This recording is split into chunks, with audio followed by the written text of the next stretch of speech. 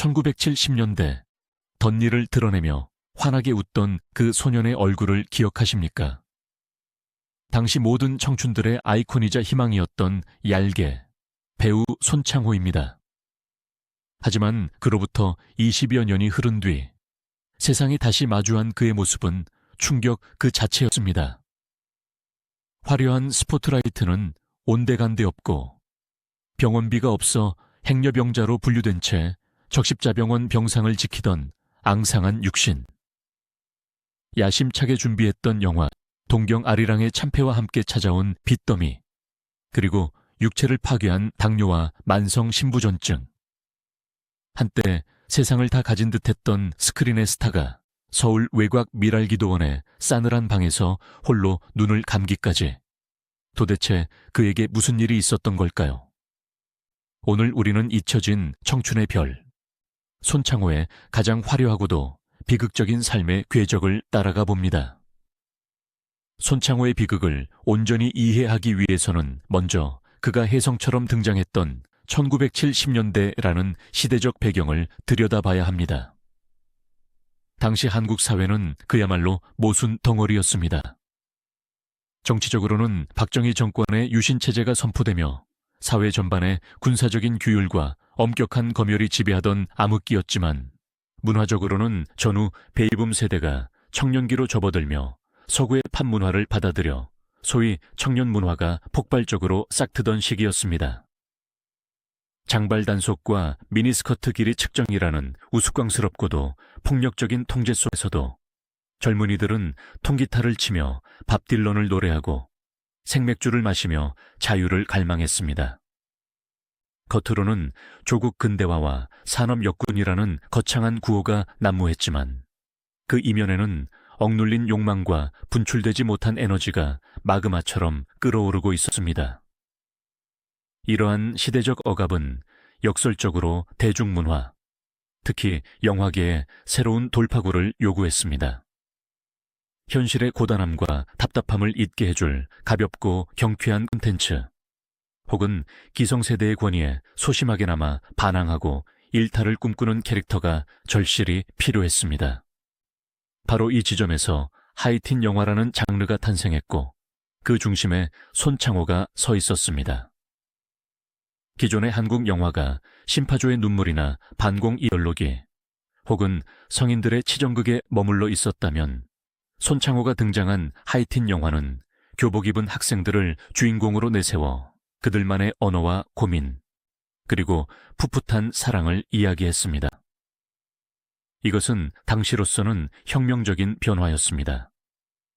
스크린의 주인공이 어른에서 우리로 바뀐 것입니다.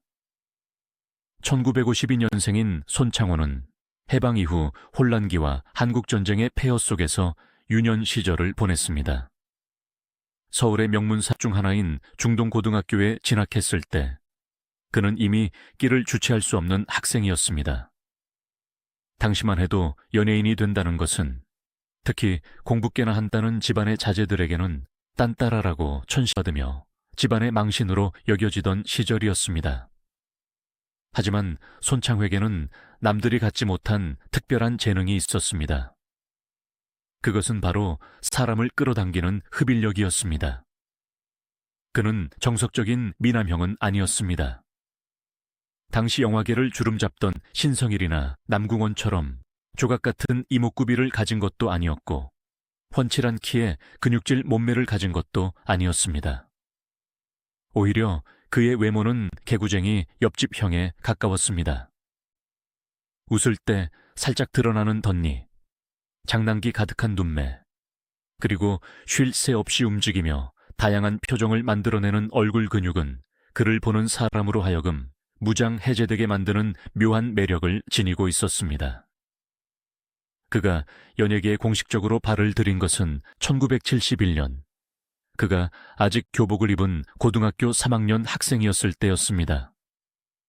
당시 문화방송은 개국 초창기였고 새로운 얼굴을 찾기 위해 대대적인 공채 탤런트 선발대회를 였습니다. 기라성 같은 지망생들이 몰려들었습니다. 대학 연극영화과 전공자들부터 연극 무대에서 잔뼈가 굵은 배우들까지 수천 명의 경쟁자가 몰린 그곳에 겁없는 고등학생 손창호가 지원서를 내밀었습니다.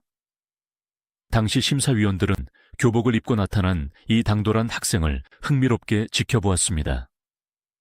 그는 긴장한 기색 하나 없이 심사위원들 앞에서 능청스럽게 연기를 펼쳤고 특유의 재치 있는 입담으로 좌중을 웃음바다로 만들었습니다. 결과는 합격이었습니다.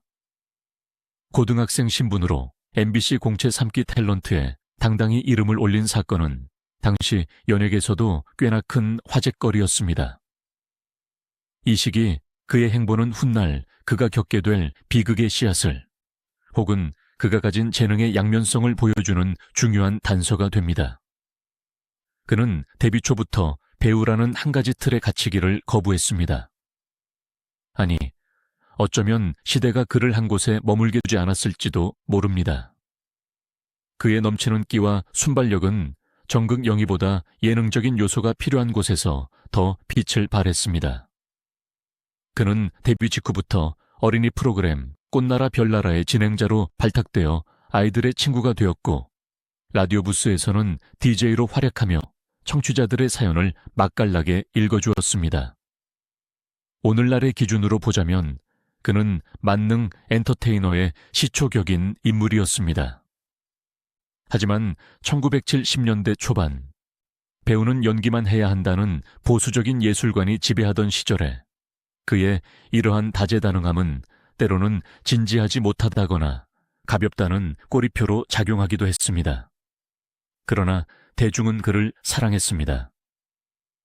TV를 틀면 나오는 그의 친근한 얼굴과 라디오에서 흘러나오는 유쾌한 목소리는 고단한 삶에 지친 서민들에게 더할 나위 없는 위로였습니다. 그가 본격적으로 스타라는 칭호를 얻게 된 것은 브라운관을 넘어 스크린으로 진출하면서부터였습니다.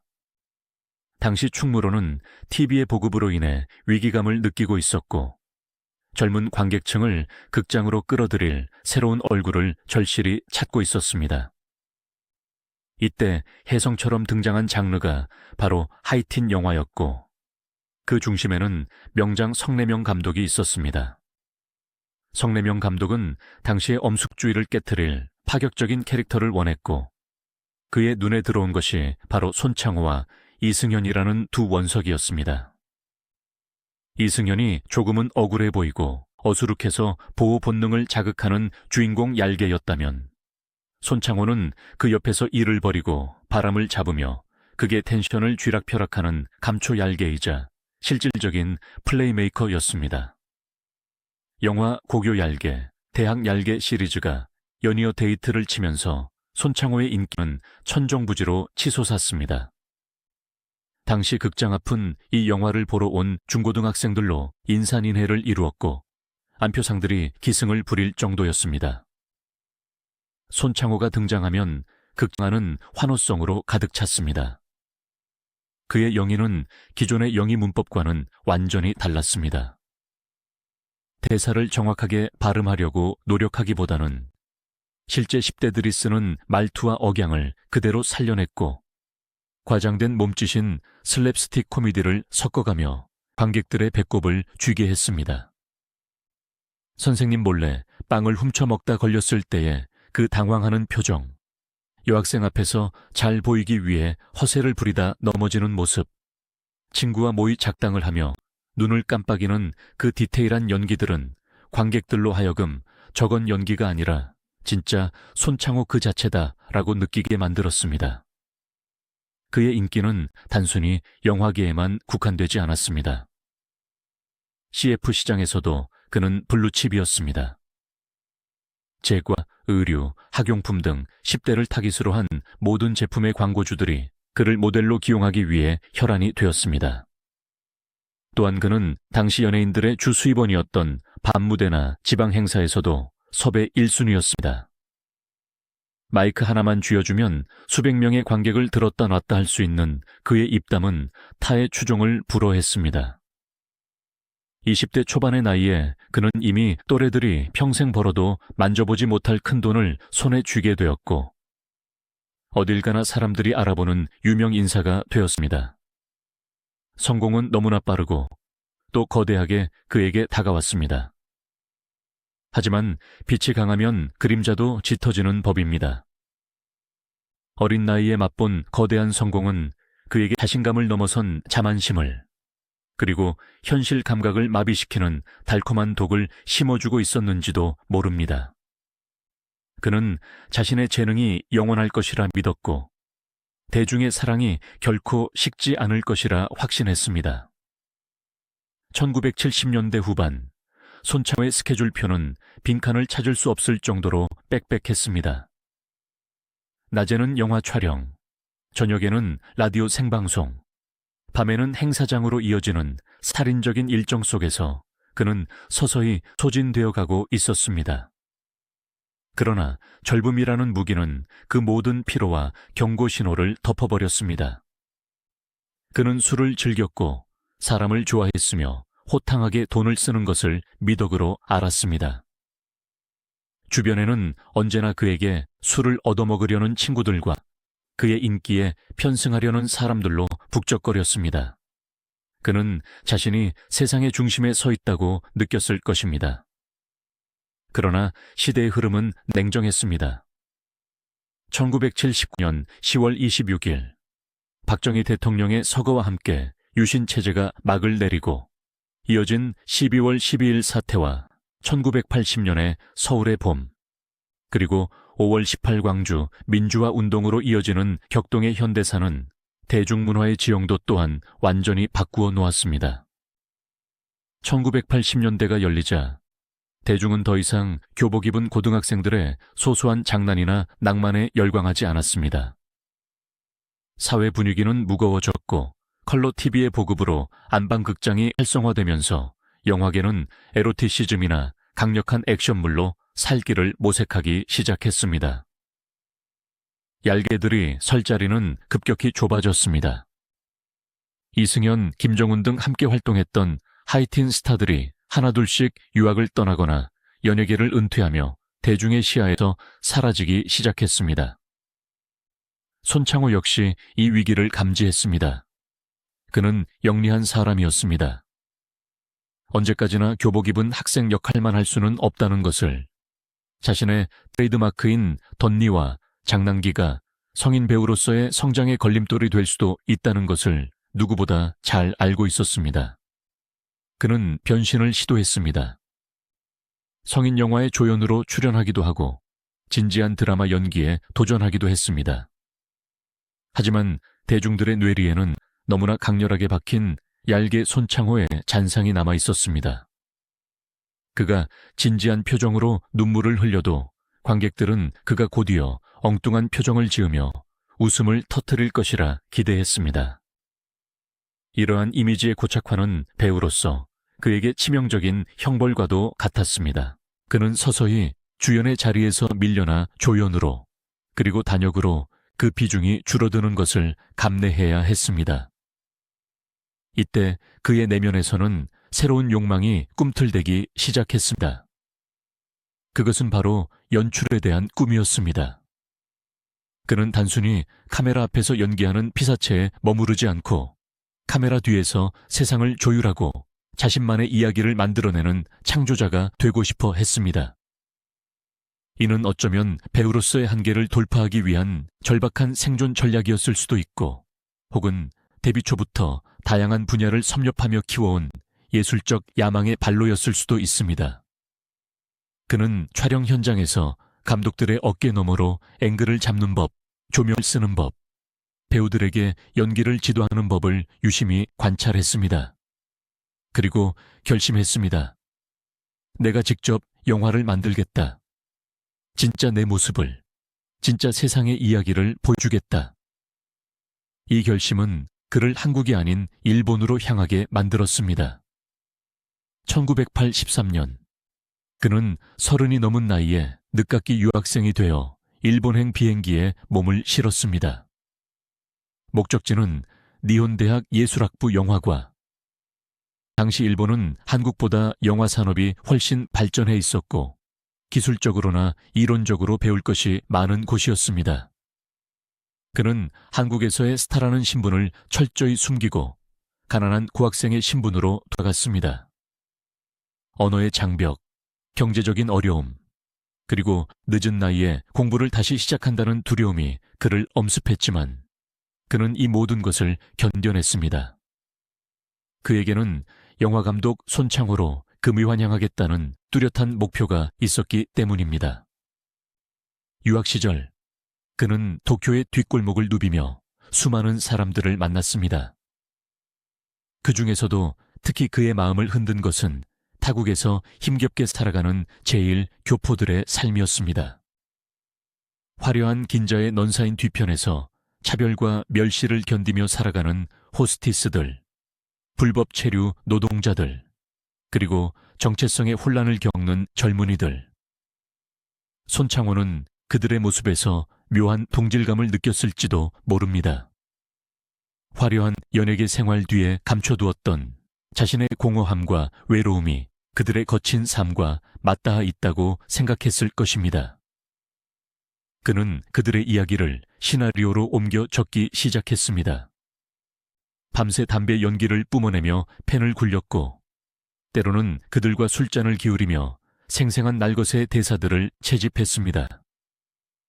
이 시나리오가 훗날 그의 인생을 송두리째 집어삼킬 괴물, 영화 동경 아리랑의 초고가 되었습니다. 일본 유학 생활은 그에게 지적 성취감과 예술적 영감을 주었지만 동시에 그를 현실 감각 없는 이상주의자로 만들기도 했습니다. 그는 영화 예술의 순수함에 심취했고 자신이 만든 작품이 세상에 나오기만 하면 평당과 관객 모두에게 인정받을 것이라는 확신에 차 있었습니다. 그는 자신이 대중스타 출신이라는 점이 오히려 감독 데뷔에 도움이 될 것이라 계산했습니다. 자신의 인지도를 활용해 투자를 받고 마케팅을 하면 성공은 떼어놓은 당상이고 믿었던 것입니다. 그러나 1980년대 후반의 한국 영화 시장은 할리우드 직배 영화의 상륙과 대기업 자본의 유입으로 급격하게 산업화되고 있었습니다. 낭만적인 열정만으로는 살아남기 힘든 정글로 변해가고 있었던 것입니다. 수년간의 유학 생활을 마치고 1980년대 후반 귀국한 손창호의 눈빛은 달라져 있었습니다. 예전의 장난기 어린 눈빛 대신 무언가에 홀린 듯한 집요함과 광기가 서려 있었습니다. 그는 귀국하자마자 영화사 설립을 추진했습니다. 이름은 월촌 시네마. 자신의 호를 딴 야심찬 이름이었습니다. 그는 주변 지인들을 찾아다니며 투자를 권유했습니다. 내가 일본에서 배워온 선진 영화 기법으로 한국 영화계를 뒤집어 놓겠다. 이 영화는 무조건 대박이다 라며 호언장담했습니다. 그의 열정에 감복해서 혹은 과거에 스타 손창호를 믿고 돈을 빌려주는 사람들이 생겨났습니다. 하지만 그것만으로는 부족했습니다. 그는 자신의 전 재산을 털어넣었고 그것도 모자라 집을 담보로 은행 대출까지 받았습니다. 돌아갈 다리를 불태운 배수진이었습니다. 그는 동경 아리랑의 감독, 각본, 주연을 모두 자신이 맡기로 결정했습니다. 찰리 채플린이나 클린트 이스트우드처럼 자신의 영화 세계를 온전히 통제하고 구현하고 싶다는 욕심이었습니다. 하지만 이는 결과적으로 독이 되었습니다. 객관적인 시선으로 영화를 통제해줄 사람이 부재한 상황에서 영화는 점점 그의 자의식 과잉으로 흐르기 시작했습니다. 그는 완벽을 기한다며 촬영 일정을 늘렸고 일본 로케이션 촬영에 막대한 제작비를 쏟아부었습니다. 스태프들은 지쳐갔고 예산은 바닥을 드러내기 시작했습니다. 하지만 손창호는 멈추지 않았습니다. 아니, 멈출 수 없었습니다. 이미 활시위는 당겨졌고 이 영화가 실패하면 자신의 인생도 끝장이라는 것을 그는 본능적으로 알고 있었기 때문입니다. 촬영 현장에서 그는 예민하고 독선적인 폭군이 되어갔습니다. 컷소리가 나면 술을 찾고 밤이면 불면증에 시달렸습니다. 그의 몸속에서는 이미 당뇨라는 병마가 소리 없이 또 아리를 틀고 있었지만 그는 그것을 알아차릴 겨를 조차 없었습니다. 1990년 마침내 영화 동경 아리랑이 완성되었습니다. 개봉을 앞두고 그는 흥분에 들떴습니다. 포스터가 거리에 붙고 신문에 광고가 실렸습니다. 그는 인터뷰에서 이 영화는 내 인생의 결정체다. 한국 리얼리즘 영화의 새로운 지평을 열 것이다라고 자신만만하게 외쳤습니다. 시사회 날, 그는 말끔한 정장을 차려입고 극장 입구에서 손님들을 맞이했습니다. 그의 얼굴에는 오랜만에 얄게, 시절의 환한 미소가 걸려 있었습니다. 하지만 그 미소가 절망적인 울음으로 바뀌는 데는 그리 오랜 시간이 걸리지 않았습니다. 극장의 불이 꺼지고 영화가 시작되자 객석의 반응은 싸늘하다 못해 차가웠습니다. 관객들은 그가 보여주는 날것의 비극에 불편해했고 다소 거친 연출과 난해한 전개에 고개를 저었습니다. 그들이 기억하는 손창호는 유쾌한 웃음을 주는 친구였지 삶의 고통과 치부를 들추어내는 고발자가 아니었습니다. 영화는 개봉 며칠 만에 간판을 내려야 했습니다. 흥행 참패. 그것은 단순한 실패가 아니었습니다. 재앙이었습니다. 극장주들은 손해를 메꾸라며 아우성을 쳤고 투자자들은 빚 독촉을 시작했습니다. 그가 평생을 바쳐 모은 재산은 순식간에 공중분해되었고 남은 것은 감당할 수 없는 숫자의 빚 문서들 뿐이었습니다. 어제까지만 해도 감독님이라며 굽실거리던 사람들이 하루아침에 돌변하여 멱살을 잡았습니다. 손창호는 믿을 수 없었습니다. 자신의 진심이, 자신의 예술론이 이렇게 처참하게 짓밟혔다는 사실을 받아들일 수 없었습니다. 그는 술에 절어 밤거리를 배회하며 울부짖었습니다. 왜 내 마음을 몰라주나? 왜 세상은 나를 버리나? 하지만 대답 없는 메아리만이 돌아올 뿐이었습니다. 실패의 충격은 그의 건강을 급격히 악화시켰습니다. 극심한 스트레스는 혈당 수치를 통제불능 상태로 만들었고 과도한 음주는 신장 기능을 파괴했습니다. 어느 날 아침 그는 눈앞이 뿌옇게 흐려지는 것을 느꼈습니다. 단순히 피로 탓이라고 생각했지만 그것은 당뇨 합병증으로 인한 실명의 전조 증상이었습니다. 몸이 붓기 시작했고 조금만 걸어도 숨이 찼습니다. 병원을 찾아갔을 때는 이미 만성 신부전증이 상당히 진행된 상태였습니다. 의사는 당장 입원 치료를 권했지만 그에게는 병원비를 낼 돈이 없었습니다.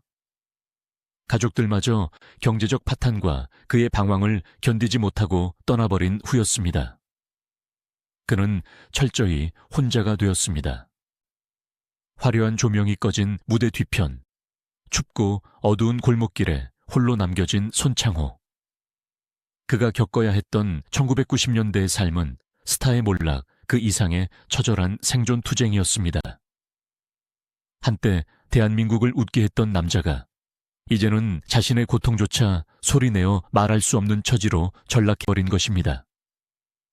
영화 동경 아리랑의 참패가 남긴 흉터는 단순히 은행 장우가 바닥났다는 경제적 지표에만 머무르지 않았습니다. 그것은 한 인간의 존엄과 자존감을 밑바닥부터 갉아먹는 거대한 재앙이었습니다. 1990년대 초반 서울의 화려한 넌사인이 밤거리를 수놓을 때 손창호는 그 빛이 닿지 않는 가장 어두운 그림자 속으로 숨어들어야 했습니다. 빚쟁이들의 독촉은 밤낮을 가리지 않고 이어졌습니다. 어제까지 형님 감독님 하며 술잔을 권하던 사람들은 채권자라는 무서운 이름으로 변해 그의 멱살을 잡고 욕설을 퍼부었습니다. 집안 곳곳에 빨간 압류 딱지가 붙던 날, 그는 자신이 쌓아올린 20년의 연예계 생활이 종잇장처럼 구겨지는 소리를 들었을 것입니다. 가족들의 눈에 서린 공포와 원망, 그리고 가장으로서 아무것도 지켜주지 못했다는 자괴감은 그를 벼랑 끝으로 내몰았습니다. 결국 그는 사랑했던 가족과도 뿔뿔이 흩어지는 비극을 맞이해야 했고, 따뜻했던 보금자리를 떠나 낯선 여관방과 찜질방을 전전하는 유랑 생활을 시작했습니다. 이 시기 그의 삶을 지빈 것은 지독한 패배감과 알코올이었습니다. 그는 현실을 마주할 용기가 없었습니다. 눈을 뜨면 마주해야 하는 빚 독촉과 실패자라는 낙인을 잊기 위해 그는 매일같이 독한 술을 들이켰습니다. 안주도 없이 깡소주를 마시며 쓰린 속을 달래는 것이 그의 유일한 일과였습니다. 하지만 그가 간과한 것이 있었습니다. 그의 몸속에는 이미 당뇨병이라는 시한폭탄이 작동하고 있었다는 사실입니다. 술은 당뇨 환자에게 치명적인 독약과도 같습니다. 혈당 수치는 통제불능 상태로 치솟았고, 알코올은 이미 약해질 대로 약해진 그의 췌장과 신장을 무자비하게 파괴했습니다. 그러나 그는 몸이 보내는 비명에 귀를 기울이지 않았습니다. 아니, 알면서도 모른 척했을지도 모릅니다. 육체의 고통보다 마음의 고통이 더 컸기에 그는 차라리 몸이 망가져서 이 모든 현실이 끝나버리기를 바랐는지도 모릅니다.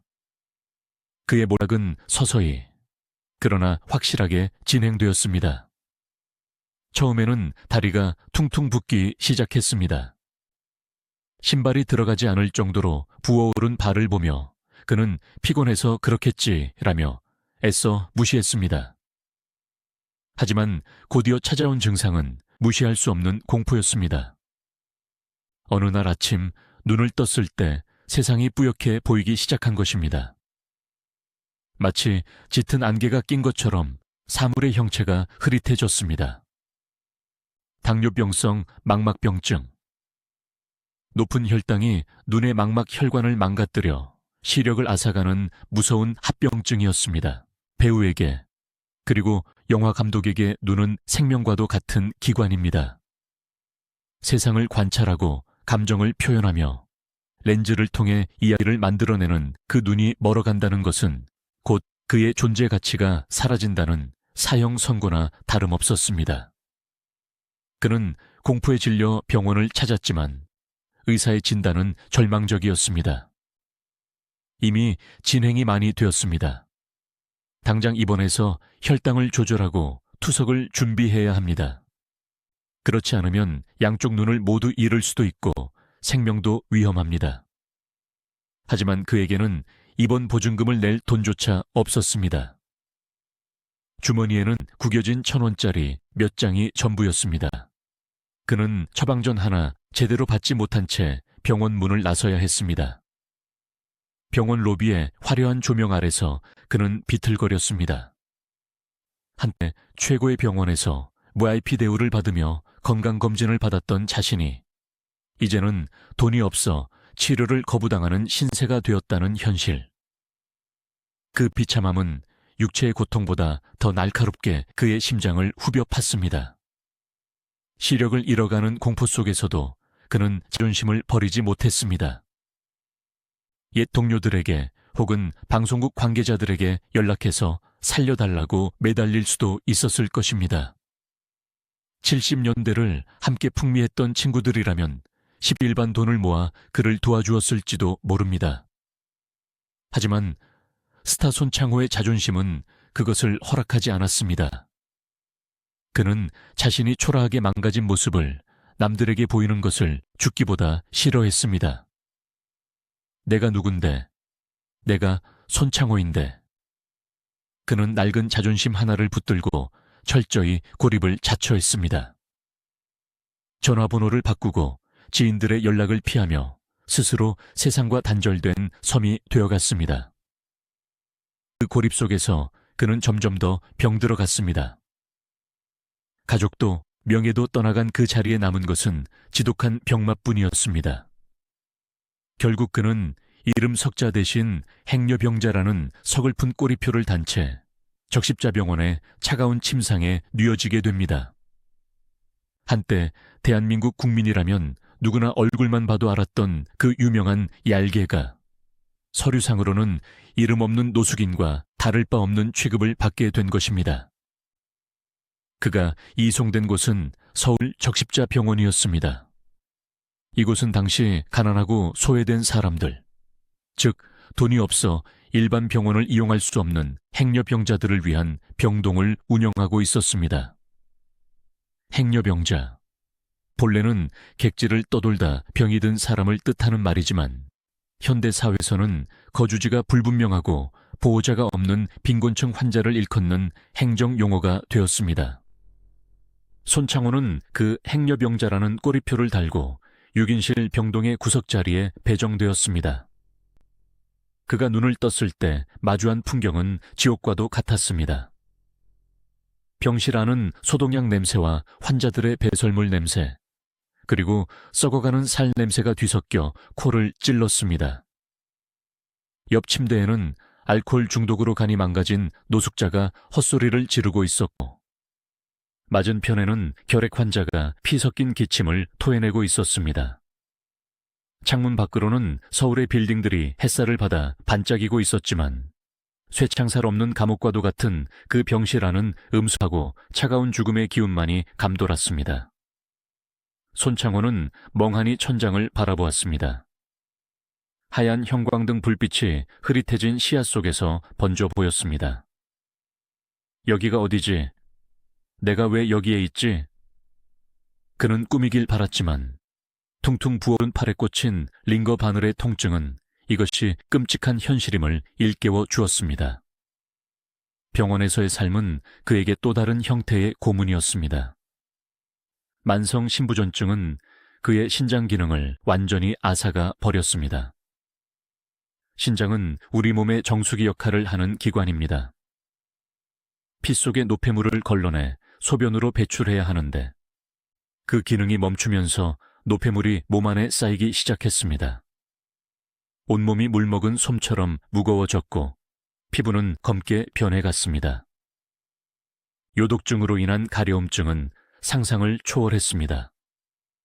그는 밤새도록 피가 나도록 피부를 긁어댔지만 뼛속에서부터 올라오는 가려움은 멈추지 않았습니다.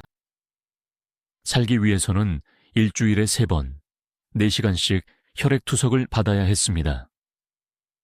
굵은 주사바늘을 팔뚝의 혈관에 꽂고 자신의 피가 기계 속으로 빨려 들어갔다가 정화되어 다시 몸으로 돌아오는 과정을 지켜보는 것은 육체적인 고통을 넘어선 정신적인 피폐함을 가져왔습니다.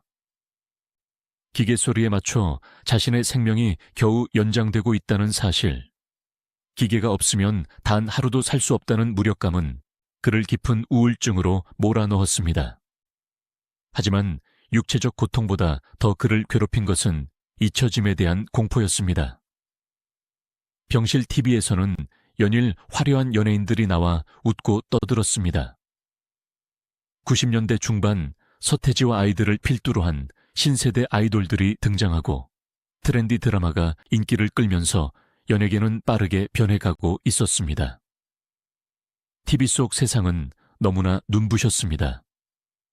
그가 활약했던 70년대의 촌스러운 영상들은 이제 추억의 명화라는 이름으로 가끔 새벽 시간에나 방영될 뿐이었습니다.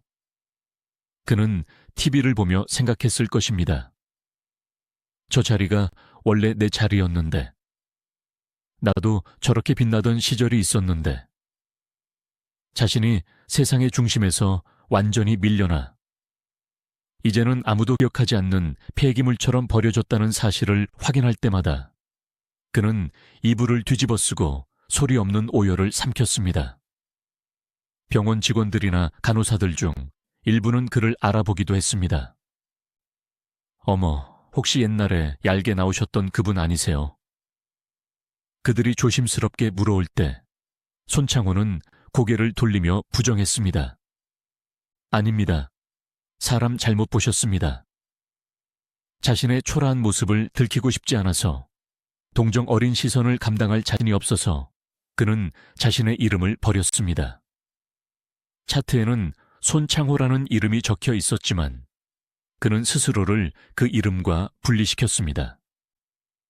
배우 손창호는 이미 죽었고 지금 여기 누워있는 것은 그저 숨만 붙어있는 병든 껍데기일 뿐이라고 스스로에게 최면을 걸었습니다. 그러나 세상은 그를 완전히 잊지 않았습니다. 아니, 정확히 말하면 매스미디어의 잔인한 호기심이 그를 찾아냈습니다. 1995년 무렵 한 여성 잡지의 기자가 왕년의 스타 손창호가 행여병자로 입원해 있다는 제보를 받고 병원을 찾아왔습니다. 기자는 병실 문을 열고 들어와 카메라 셔터를 눌렀습니다. 손창호는 황급히 얼굴을 가렸지만 이미 늦은 뒤였습니다. 며칠 뒤 잡지에는 충격 리포트, 얄개 손창호, 행여병자로 비참한 말년이라는 자극적인 제목의 기사가 실렸습니다. 기사는 그의 부어오른 얼굴과 초라한 병실 풍경을 적나라하게 묘사하며 스타의 몰락을 흥미 위주로 다루었습니다. 대중들은 혀를 찼습니다. 아니, 저 사람이 저렇게 됐어. 젊었을 때 돈 많이 벌었을 텐데 다 어디다 쓰고 저 꼴이냐라며 쑥덕거렸습니다. 동정보다는 호기심이, 안타까움보다는 가십성 흥미가 더 컸습니다. 그 기사가 나간 후 몇몇 옛 동료들이 그를 찾아오기도 했습니다. 하지만 그 만남은 서로에게 상처만 남겼습니다. 동료들은 너무나 변해버린 그의 모습에 말을 잇지 못했고, 손창호는 그들의 화려한 옷차림과 건강한 얼굴을 보며 열등감과 수치심을 느꼈습니다. 그들은 봉투에 돈을 넣어 건네며 힘내라, 건강 챙겨라 라는 상투적인 위로를 건네고 서둘러 자리를 떴습니다. 그들이 떠난 뒤 남겨진 봉투를 쥐고 손창호는 씁쓸하게 웃었습니다. 한때는 함께 술을 마시며 형, 동생 하던 사이였지만 이제는 시혜를 베푸는 자와 받는 자의 관계로 전락해버린 현실이 서글펐습니다. 그 돈은 밀린 병원비의 일부를 갚는 데 쓰였지만 그의 텅 빈 마음을 채워주지는 못했습니다. 그러던 중 그의 인생의 마지막 전환점이 찾아옵니다. 1998년 KBS의 다큐멘터리 프로그램 병원 24시 제작진이 그를 섭외한 것입니다. 처음에는 거절했습니다. 더 이상 자신의 비참한 모습을 세상에 보이고 싶지 않다고 완강히 버텼습니다. 하지만 PD의 끈질긴 설득, 그리고 어쩌면 생의 마지막일지도 모르는 순간에 자신의 존재를, 자신의 진심을 한 번쯤은 제대로 알리고 싶다는 본능적인 욕구가 그를 카메라 앞에 앉게 만들었습니다. 그는 촬영에 동의했습니다. 하지만 조건이 있었습니다. 연기하지 않겠다.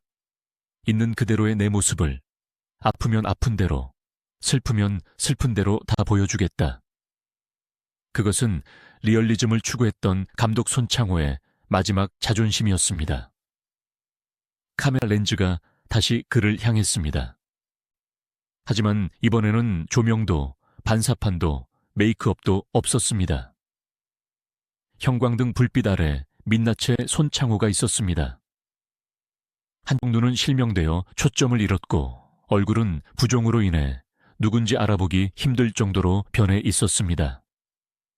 그는 카메라를 응시하며 담담하게 아주 천천히 입을 열었습니다.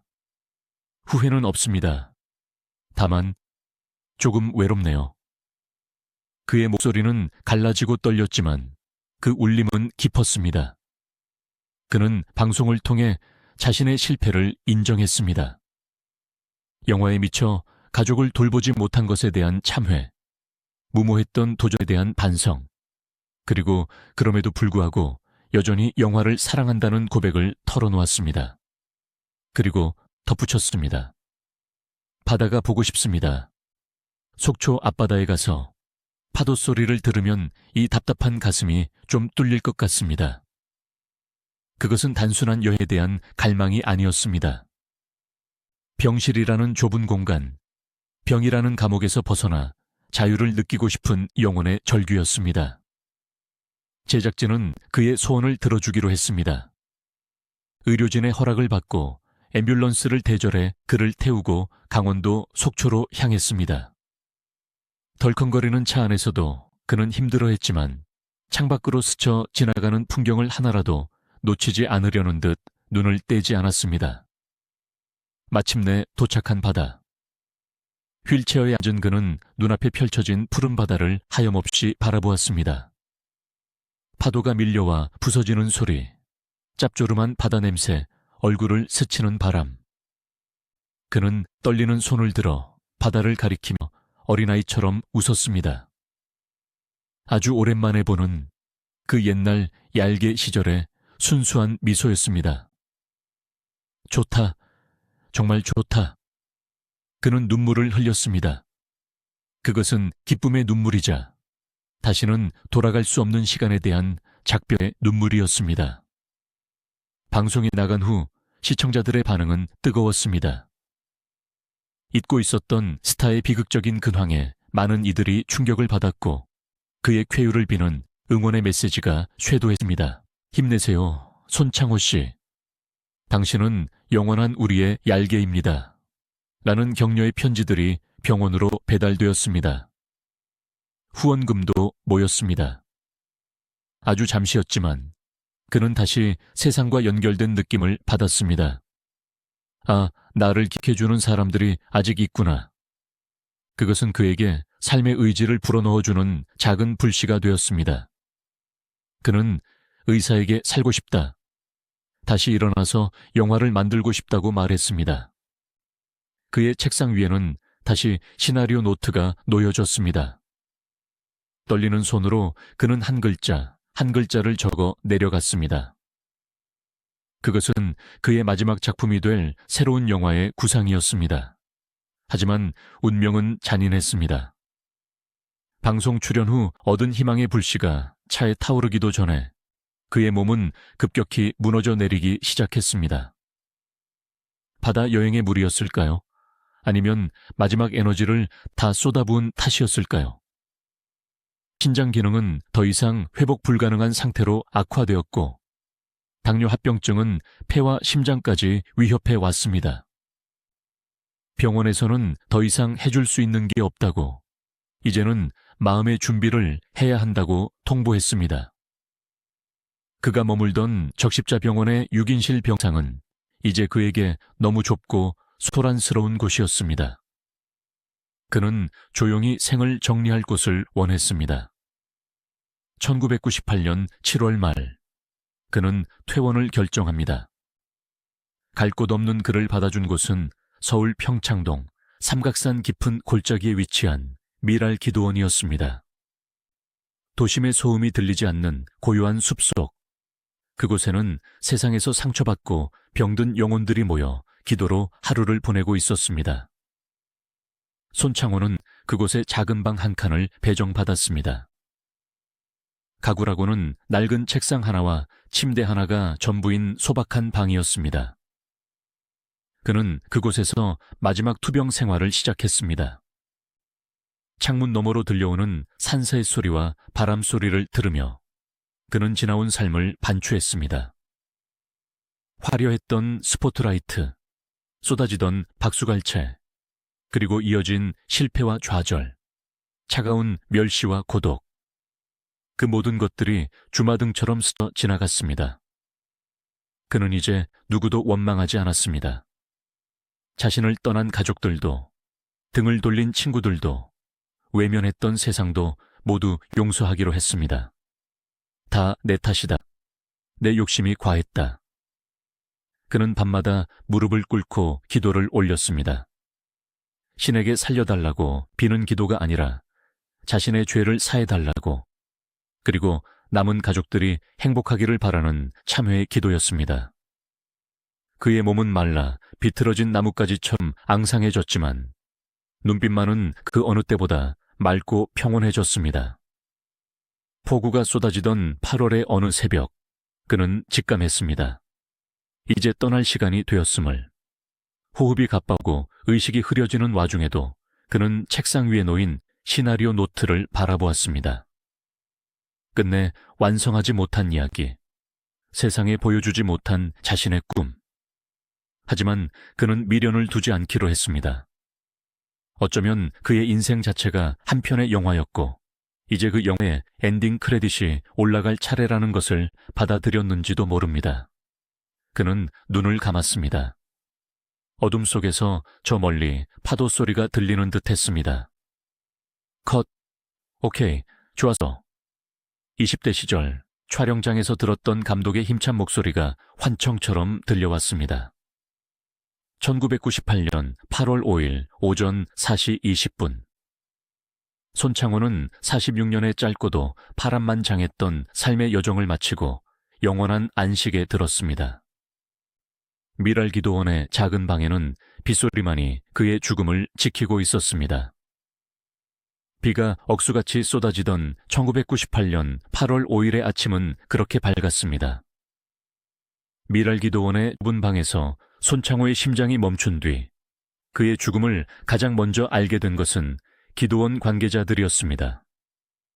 새벽 기도를 마치고 돌아보던 중 인기척이 없는 방을 확인했을 때 그는 이미 차가운 죽음으로 변해 있었습니다.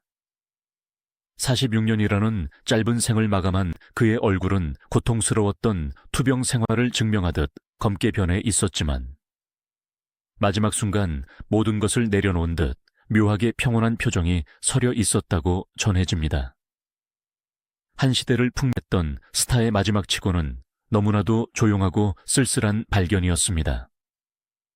앰뷸런스가 도착하고 시신이 병원으로 옮겨지는 동안에도 하늘은 구멍이 뚫린 듯 비를 퍼부었고 그것은 마치 그가 세상에 남긴 마지막 눈물처럼 보였습니다.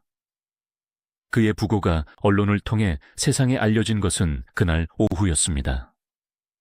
신문의 사회면 항위퉁이와 연예뉴스 단신으로 왕년의 얄개 스타 손창호, 지병으로 별세라는 짧은 기사가 타전되었습니다.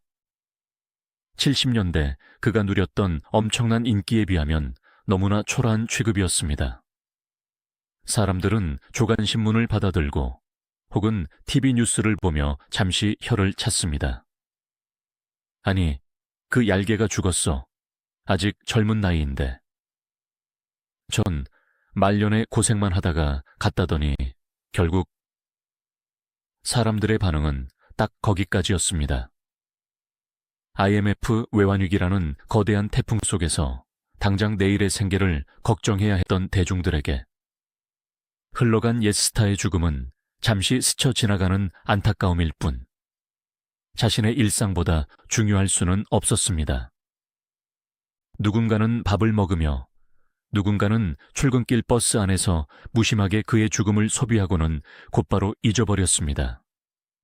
빈소는 서울 강남의 대형 병원이 아닌 그의 처지처럼 소박한 곳에 차려졌습니다.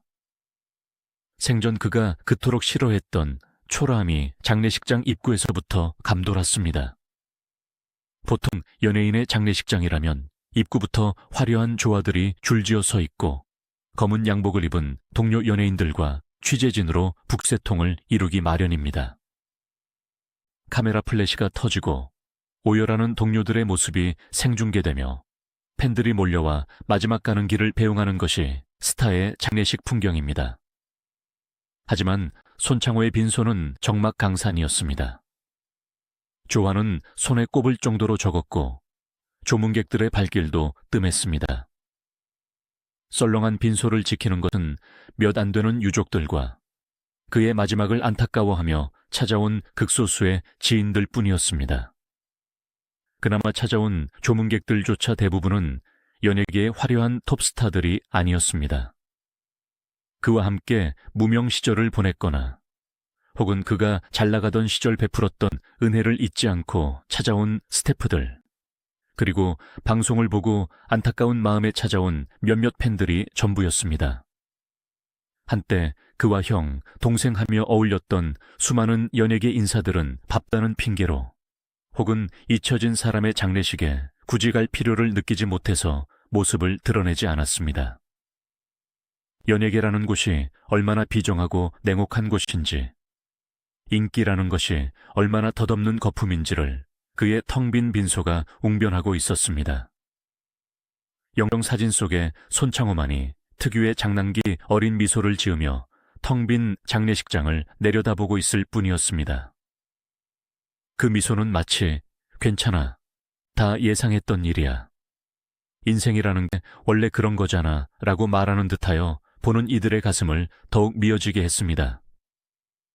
장례 비용조차 넉넉지 않았습니다. 그가 남긴 것은 빚더미뿐이었기에 장례 절차는 최소한으로 간소하게 치러져야 했습니다.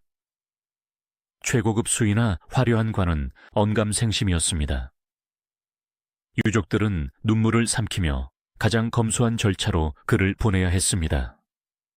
생전 내가 죽으면 화장해서 바다에 뿌려달라고 했던 그의 유언은 어쩌면 남은 가족들에게 묘지 비용이나 관리의 부담을 주지 않으려는 그의 마지막 배려였을지도 모릅니다. 아니면 좁은 병실과 기도원에 갇혀 지냈던 답답한 육체를 벗어던지고 그 어디에도 얽매이지 않는 바람이 되고 싶었던 자유로운 영혼의 갈망이었을 것입니다. 3일간의 짧은 장례가 끝나고 운구 행렬은 화장터로 향했습니다. 비는 그쳤지만 하늘은 여전히 회색빛으로 낮게 내려앉아 있었습니다. 화장터의 뜨거운 불길 속으로 그의 관이 들어가는 순간 유족들의 오열이 터져 나왔습니다. 20대의 나이에 대한민국을 들썩이게 했던 청춘 스타, 수많은 영화의 주연 배우, 야심찼던 영화 감독, 그 모든 화려한 수식어와 파란만장했던 인생사가 한 줌의 재로 변해간 시간이었습니다. 불길은 그의 병든 육신뿐만 아니라 그가 평생 짊어지고 있었던 빚의 무게, 실패의 아픔, 그리고 세상에 대한 원망까지 모두 태워버렸습니다. 화장터 굴뚝 위로 피어오르는 한 줄기 연기를 바라보며 함께했던 몇 안 되는 지인들은 허무함에 고개를 떨구었습니다. 인생 무상이라더니 갈 때는 정말 아무것도 없구나. 누군가의 탄식 섞인 혼잣말이 허공에 흩어졌습니다. 한 줌의 재가 된 손창호는 작은 유골함에 담겨 생전 그가 그토록 가고 싶어 했던 강원도 속초 앞바다로 향했습니다. KBS 병원 24시에 출연했을 때 휠체어에 앉아 하염없이 바라보며 눈물을 흘렸던 바로 그 바다였습니다. 유족들과 지인들은 배를 타고 바다로 나갔습니다. 파도는 거칠게 일렁이고 있었고 바람은 차가웠습니다. 유족들은 떨리는 손으로 유골함의 뚜껑을 열고 그의 유해를 바다에 뿌렸습니다. 회색빛 가루들이 바람에 날려 허공으로 흩어지더니 이내 푸른 파도 속으로 사라졌습니다. 묘비 하나 남기지 않고 흔적 없이 자연으로 돌아가는 순간이었습니다. 그가 바다를 선택한 이유는 무엇이었을까요? 아마도 바다가 가진 무한한 자유와 포용력 때문이었을 것입니다. 육지에서의 삶은 그에게 끊임없는 경쟁과 평가, 그리고 구속의 연속이었습니다. 스타라는 이름의 감옥, 빚이라는 족쇄, 병이라는 육체의 한계, 그 모든 것들로부터 벗어나 경계도 없고 끝도 없는 저 넓은 바다에서 마음껏 유영하고 싶었을 것입니다. 또한 바다는 모든 것을 씻어내고 정화한 힘을 가지고 있습니다. 자신의 실패와 오욕, 그리고 대중들에게 잊혀진 슬픔까지 모두 저 파도에 씻겨 내려가기를, 그래서 다음 생에는 아무런 짐 없이 가벼운 영혼으로 다시 태어나기를 바랐던 것은 아닐까요? 파도가 하얗게 부서지는 모습을 보며 남은 이들은 비로소 그를 마음에서 떠나보냈습니다. 창호 형, 이제 아프지 마요.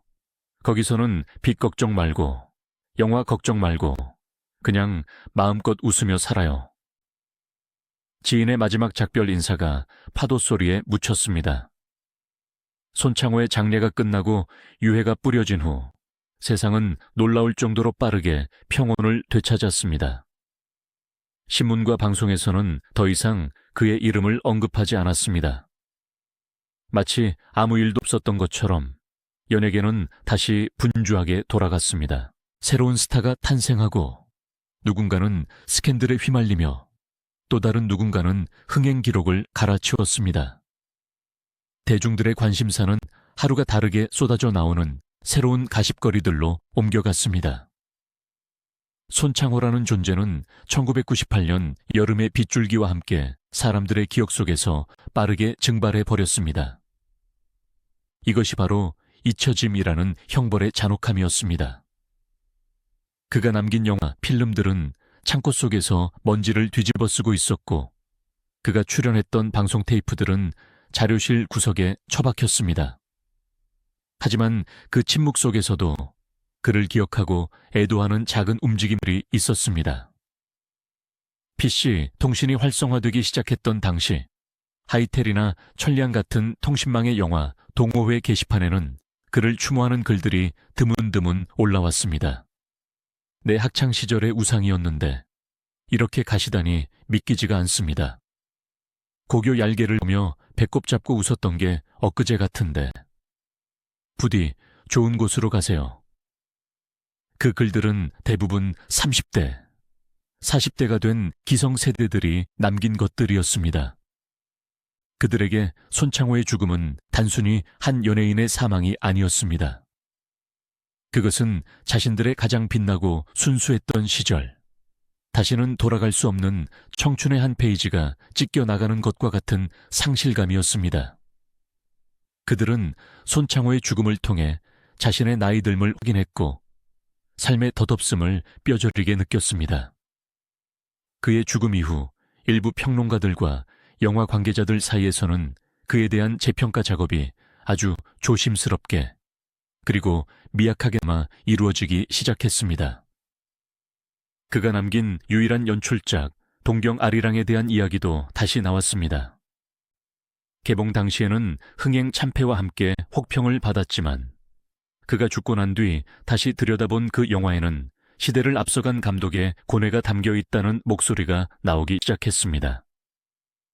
비록 기술적으로는 거칠고 투박했지만 사회에 소외된 계층을 바라보는 따뜻한 시선과 리얼리즘적인 접근 방식은 1990년대 초반 한국 영화계의 주류와는 분명히 다른 독창성을 지니고 있었다는 것입니다. 하지만 이러한 재평가는 너무 늦은 것이었습니다.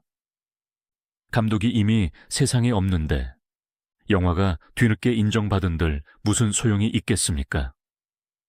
그것은 살아남은 자들의 부채감을 덜기 위한 뒤늦은 위로에 불과했을지도 모릅니다.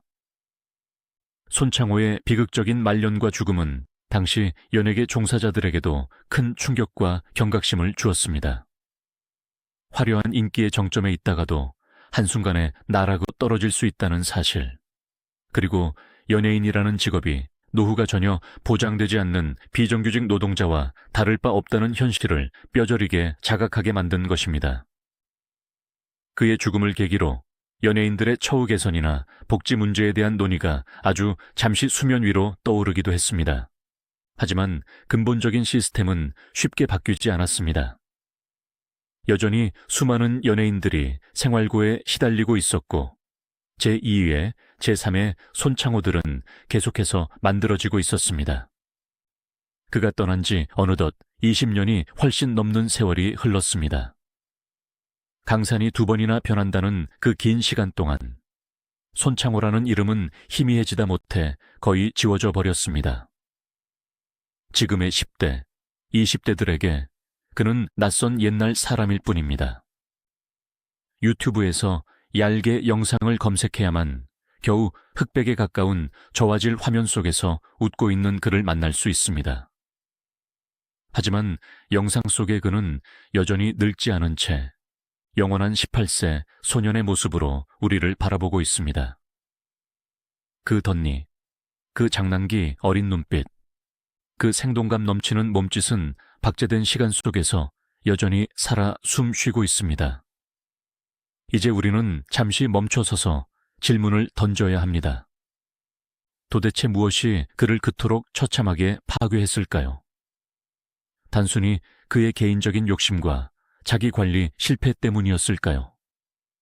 물론 그가 영화 제작이라는 무리한 도박을 감행했고 건강을 돌보지 않고 술에 의존했던 것은 부인할 수 없는 그의 과오입니다. 하지만 그것만으로 그의 비극을 모두 설명하기에는 석연치 않은 구석이 너무나 많습니다. 그가 몰락해가는 과정에서 우리 사회와 시스템은 과연 어디에 있었는지, 우리는 그에게 어떤 책임도 없는지 되물어 봐야 합니다. 당시 연예계는 체계적인 매니지먼트나 배우 보호 시스템이 전무했던 시절이었습니다. 어린 나이에 데뷔한 손창호는 인격적으로 성숙하기도 전에 상품으로서 소비되었습니다. 어른들은 그를 돈벌이 수단으로만 이용했을 뿐, 그가 미래를 대비하거나 내면을 가꿀 수 있도록 이끌어주지 않았습니다. 살인적인 스케줄 속에서 혹사당했고 밤무대와 행사장으로 내몰렸습니다. 정서적인 불안감을 해소할 방법도, 떼돈을 벌었을 때 그것을 관리하는 방법도 배우지 못한 채 그는 거친 연예계의 정글에 맨몸으로 던져졌습니다. 그가 느꼈을 공허함과 외로움은 필연적인 것이었습니다. 또한 대중들의 변덕스러운 취향과 냉혹함도 그의 몰락에 일조했습니다. 대중은 그에게 영원한 얄개로 남아주기를 강요했습니다. 그가 나이를 먹고 성인 배우로 변신하려고 몸부림칠 때 사람들은 낯설어하며 외면했습니다. 손창호는 그냥 웃겨야 해. 심각한 건 안 어울려. 이러한 편견의 감옥은 그를 질식하게 만들었습니다. 배우로서의 성장판이 닫혀버린 상황에서 그가 선택할 수 있는 길은 많지 않았습니다. 연출이라는 새로운 길을 모색한 것은 어쩌면 대중의 편견으로부터 탈출하기 위한 처절한 몸부림이었을 것입니다. 하지만 대중은 그의 도전마저 냉소적으로 바라보았습니다. 배우가 무슨 연출이야. 한 거나 잘하지. 이러한 냉소는 그의 영화가 실패했을 때 그를 더욱 깊은 절망으로 밀어 넣었습니다. 마지막으로 IMF라는 시대적 상황과 사회 안전망의 부재입니다. 그가 가장 비참하게 병들어가던 1990년대 후반은 대한민국 전체가 가라앉던 시기였습니다. 모두가 살기 힘들었기에 타인의 고통을 돌아볼 여유가 없었습니다. 하지만 그렇다 하더라도 한때 국위 선양을 논할 만큼 대중문화 발전에 기여했던 공인이 병원비가 없어 행여병자로 분류되어 방치되었다는 사실은 우리 사회 복지 시스템의 허점을 적나라하게 보여줍니다. 예술인 복지법이 제정되기 훨씬 전이었던 그때 망해버린 예술가는 그저 무능력한 낙오자일 뿐이었습니다. 그가 최소한의 인간적인 존엄을 지키며 치료받을 수 있는 제도가 있었다면 적어도 그가 그토록 쓸쓸하게 고독사하지는 않았을 것입니다. 아버지가 떠난 그 거친 연예계의 정글로 유일한 혈육인 딸 손화령은 다시 발을 내디뎠습니다. 배우는 하지 말아던 아버지의 유언을 가슴에 묻은 채 그녀는 2004년 데뷔 이후 단역부터 차근차근 자신의 길을 개척했습니다. 그것은 아버지가 못다 이룬 예술적 야망에 대한 딸만의 뜨거운 대답이었습니다. 손화령의 기억 속에 아버지는 어떤 모습이었을까요?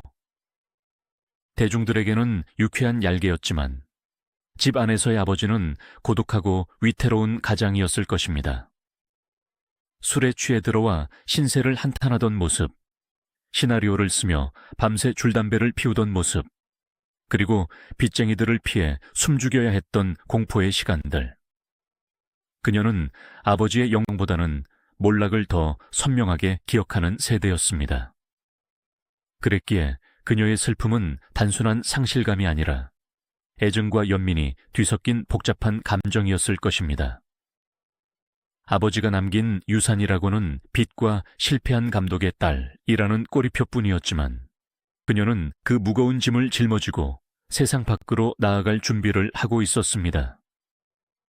이제 손창호의 이야기는 그의 죽음으로 끝나는 것이 아니라 남겨진 사람들의 기억과 재평가, 그리고 그의 딸을 통해 이어지는 새로운 이야기로 확장되어야 합니다.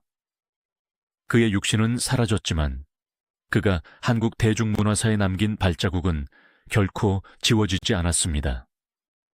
하이틴 영화의 전성기를 열었고 배우의 영역 확장을 시도했으며 비극적인 결말을 통해 연예 산업의 그림자를 고발한 그의 삶은 성공과 실패라는 이분법적인 잣대로만 평가하기에는 너무나 많은 함의를 담고 있습니다.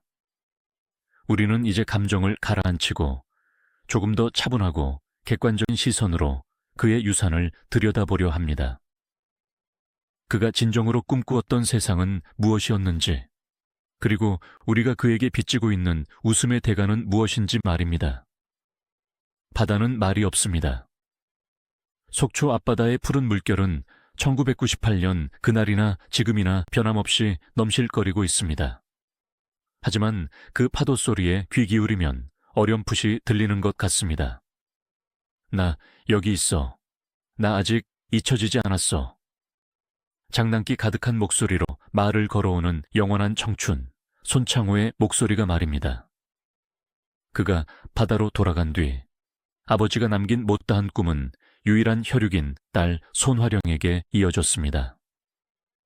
아버지가 그토록 반대했던 배우의 길을 그녀는 이제 아버지의 이름이 아닌 자신의 이름으로 묵묵히 걷기 시작했습니다. 1998년 아버지가 세상을 떠났을 때 그녀는 20살 갓 성인이 된 나이였습니다. 한창 꿈을 꾸고 미래를 설계해야 할 시기에 그녀가 마주한 현실은 참혹했습니다. 집안은 풍비박산이 났고 아버지의 명예는 바닥에 떨어져 있었습니다. 주변 사람들은 그녀를 보며 수근거렸습니다.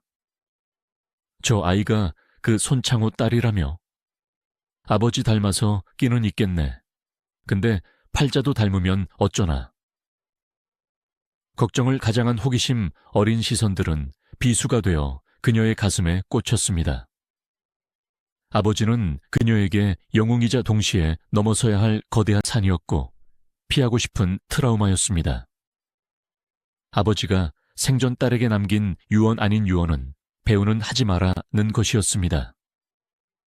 누구보다 연예계의 비정한 생리를 뼈저리게 겪었기에 자신의 피를 물려받은 딸만큼은 그 가시밭길을 걷지 않기를 바랐던 아버지의 절박한 심정이었을 것입니다.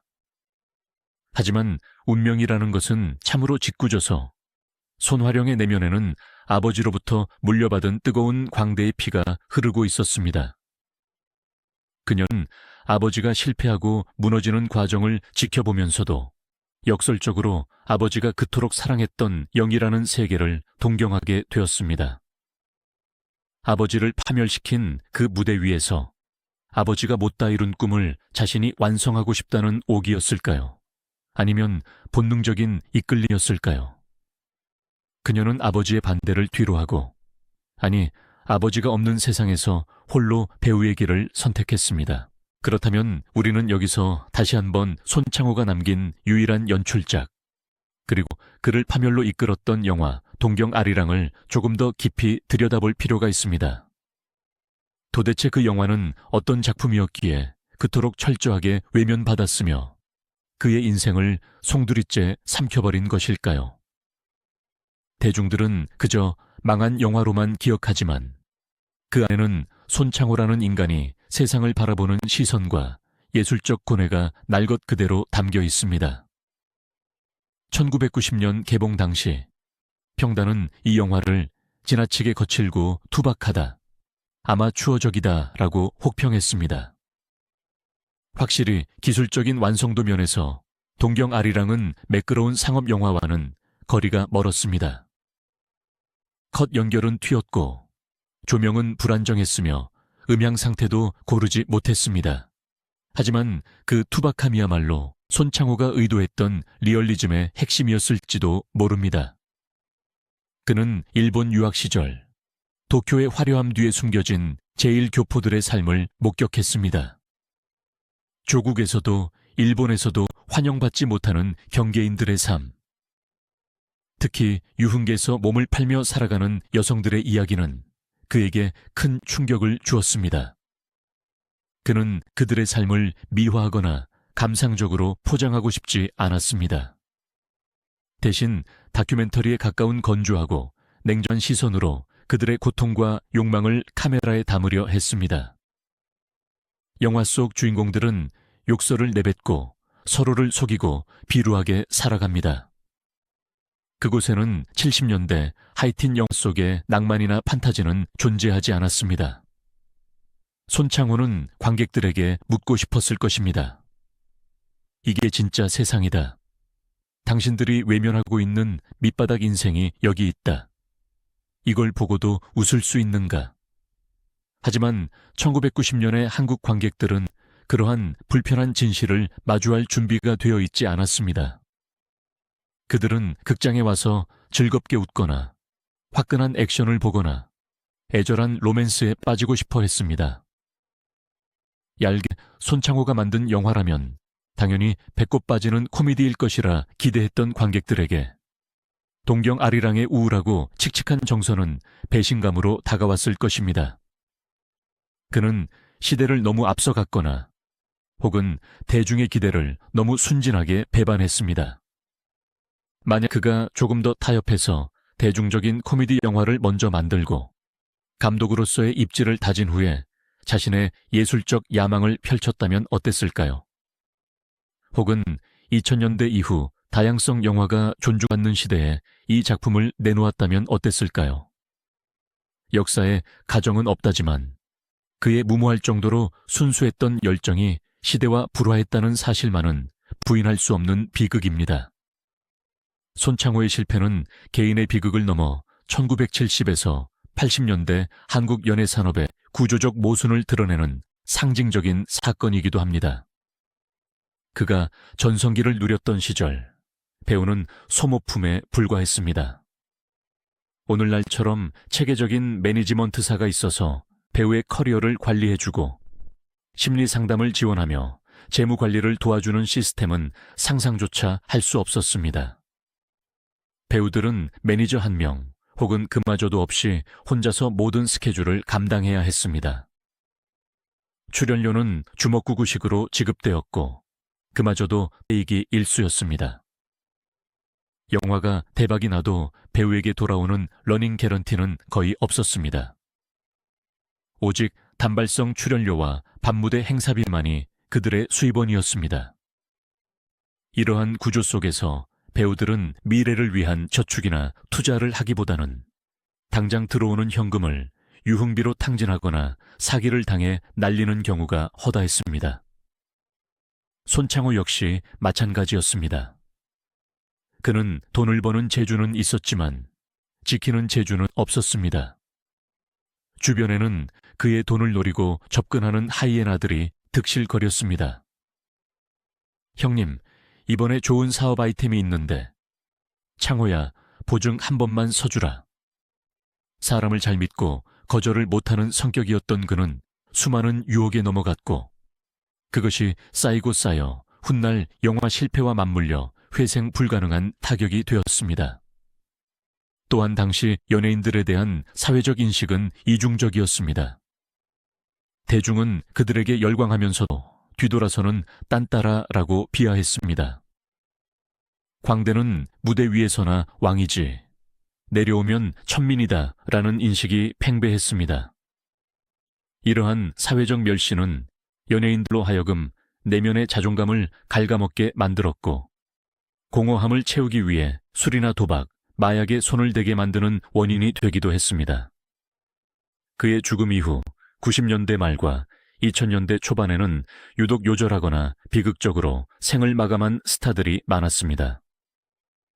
손창호와 같은 해에 세상을 떠난 코미디언 양종철, 1996년 자살로 생을 마감한 가수 서지원과 김광석, 1999년 요절한 배우 김성찬 등.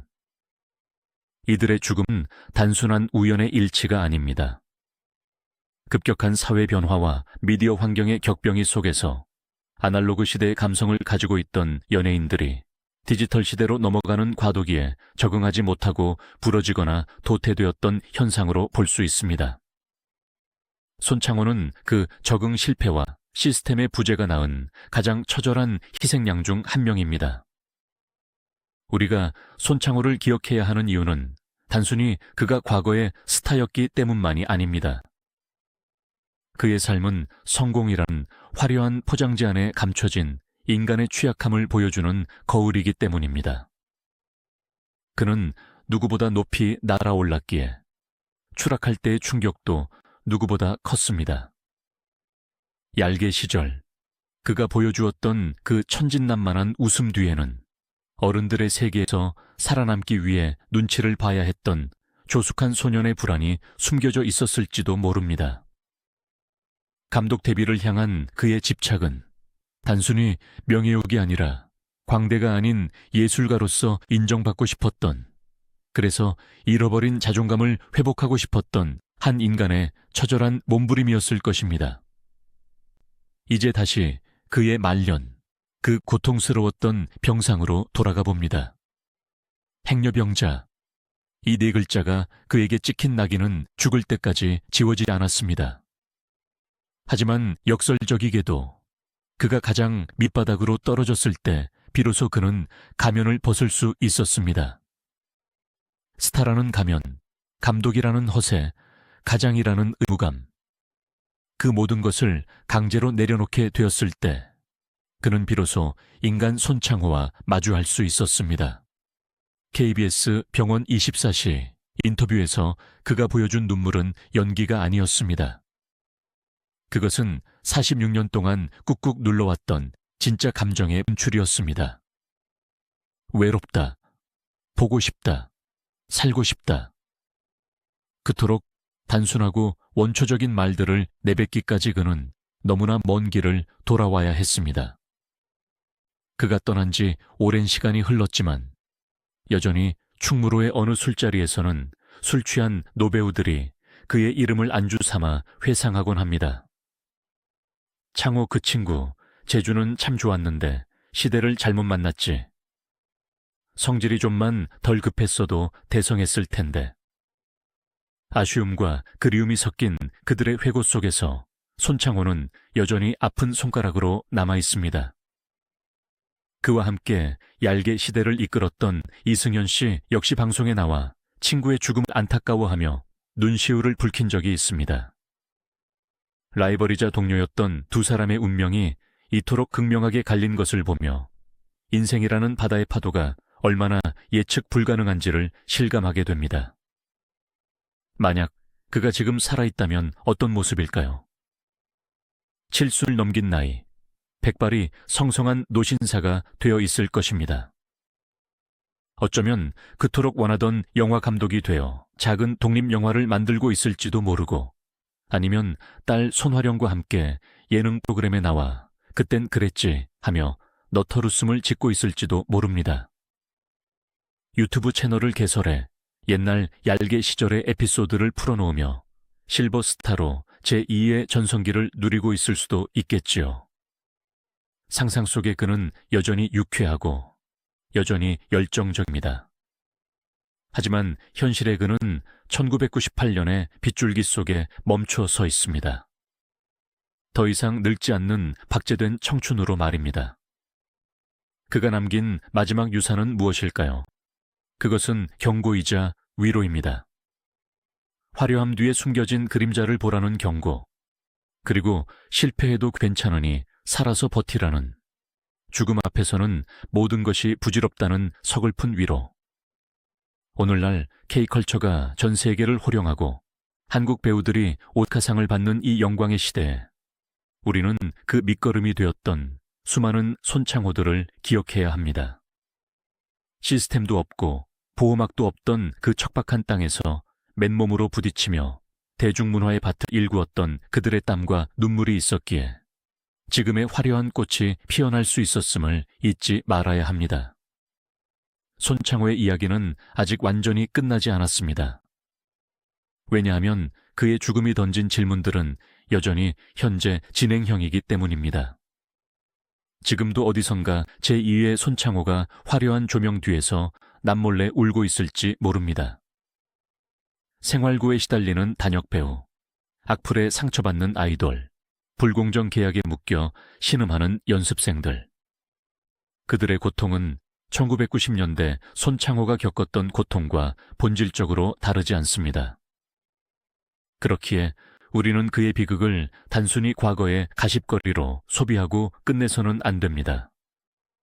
그것을 거울 삼아 지금의 우리를 돌아보고 더 나은 세상을 만들기 위한 성찰의 계기로 삼아야 할 것입니다.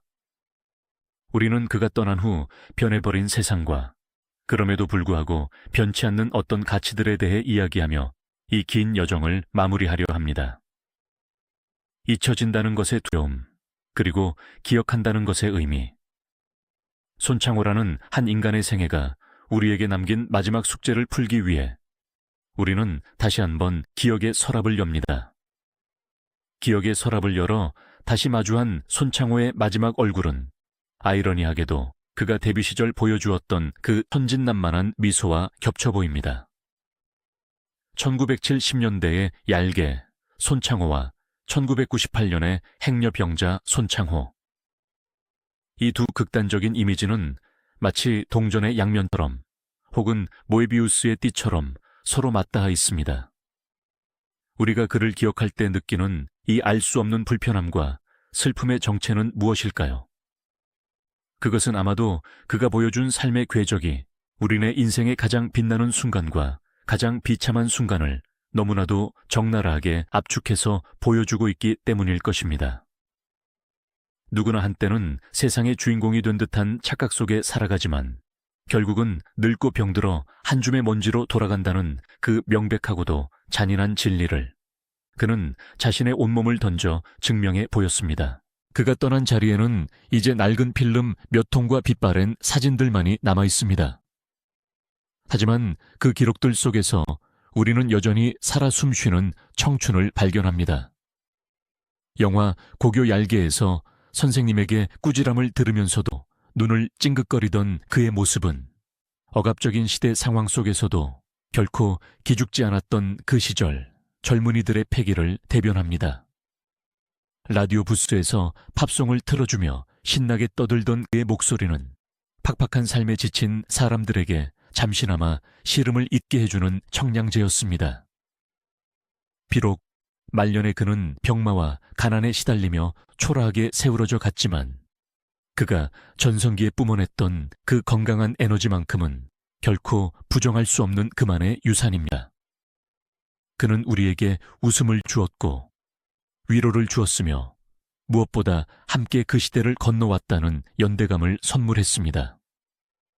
이제 우리는 그를 비운의 스타라는 낡은 프레임 속에 가둬두는 것을 멈춰야 합니다.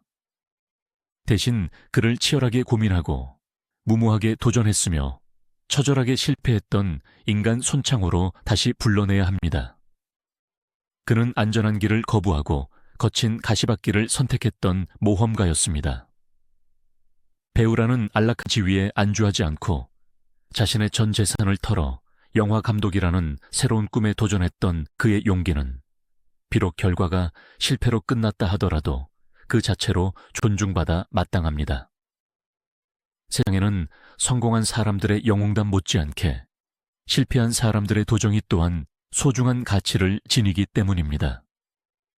그의 실패는 우리에게 꿈을 꾸는 것에는 대가가 따른다는 뼈아픈 교훈을 주지만 동시에 그럼에도 불구하고 꿈꾸기를 멈추지 말라는 역설적인 메시지를 던지고 있습니다. 그가 생의 마지막 순간에 머물렀던 미랄 기도원의 작은 방, 그리고 그가 한 줌의 재가 되어 뿌려진 속초 앞바다. 그 공간들은 이제 침묵 속에 잠겨 있지만 우리는 압니다. 그곳에 한 남자의 가장 뜨거웠던 눈물과 가장 간절했던 기도가 스며들어 있다는 것을 말입니다. 병원비가 없어 치료를 거부당하고 행여병자라는 이름으로 세상의 가장자리로 밀려나야 했던 그의 고독사는 지금도 우리 사회 어딘가에서 반복되고 있을지 모르는 또 다른 비극에 대해 경종을 울립니다. 화려한 스포트라이트를 받는 연예인이든 평범한 이웃이든 인간은 누구나 마지막 순간에 최소한의 존엄을 지킬 권리가 있다는 것을 그의 죽음은 묵묵히 웅변하고 있습니다. 시간은 흐르고 기억은 희미해집니다. 언젠가는 손창호라는 이름을 기억하는 사람조차 세상에 남지 않게 될 날이 올 것입니다. 하지만 기록은 기억을 이깁니다. 오늘 우리가 이렇게 긴 시간을 할애하여 그의 삶을 되짚어보고 그의 기쁨과 슬픔을 기록으로 남기는 이유는 그가 세상에 왔다 갔다는 사실을, 그리고 그가 한때 우리 곁에서 누구보다 치열하게 살다 갔다는 사실을 증명하기 위함입니다. 그는 단순한 과거의 유물이 아니라 현재를 살아가는 우리에게 삶의 유한함과 소중함을 일깨워주는 거울입니다. 이야기를 마치는 지금, 다시 한번 1970년대의 어느 극장 앞을 상상해 봅니다. 교복을 입은 까까머리 학생들과 단발머리 여학생들이 까르르 웃으며 극장을 나섭니다. 그들의 대화 속에는 야, 아까 손창호 봤냐? 진짜 웃기더라 라는 말이 섞여 있습니다. 그 시절의 공기, 그 시절의 냄새, 그리고 그 시절의 웃음소리. 그 중심에 서 있던 청년 손창호가 우리를 향해 손을 흔듭니다. 덧니를 드러내며 환하게 웃는 그의 얼굴에는 이제 병색도 가난의 그늘도 없습니다. 오직 영원히 늙지 않는 청춘의 빛만이 가득합니다. 부디 그곳에서는 그토록 원하던 영화를 마음껏 찍으시기를. 비톡촉도 없고 시청률 경쟁도 없는 그 자유로운 세상에서 당신만의 동경 아리랑이 아닌 천국 아리랑을 완성하시기를. 그리고 가끔은 속초 앞바다의 파도가 되어 혹은 밤하늘의 별이 되어 우리 곁을 찾아와 주시기를 바랍니다. 당신은 우리에게 영원한 얄개였고 친구였으며 잊지 못할 시대의 얼굴이었습니다. 배우 손창호, 1952년 세상에 와서 1998년 별이 되다. 우리는 당신을 기억합니다. 그리고 당신이 남긴 그 유쾌한 웃음을 영원히 간직하겠습니다. 고단했던 소풍을 마치고 떠난 당신의 뒷모습에 늦었지만 뜨거운 박수를 보냅니다. 안녕, 영원한 나의 얄개. 안녕, 손창호.